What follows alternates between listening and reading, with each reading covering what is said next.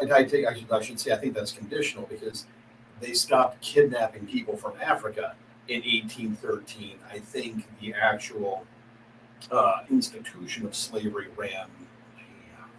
Well, you can have they ran longer in the British Empire, so right. they had not dispensed with that practice. Well, it's one thing to be abolitionists in Great Britain and be high and mighty and self-righteous in Parliament and say I'm an abolitionist down with slavery.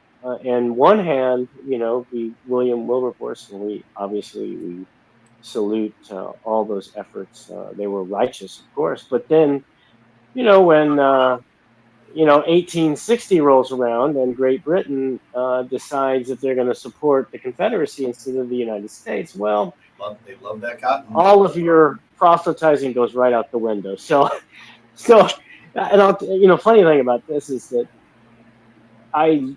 when I first started reading Charles Dickens, I read all his books, and then I came across his essays about America, and that very much turned me off.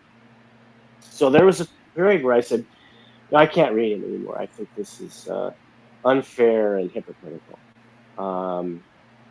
But listen, the man had such talent, had a way of drawing characters that is almost unmatched in the English language. He could,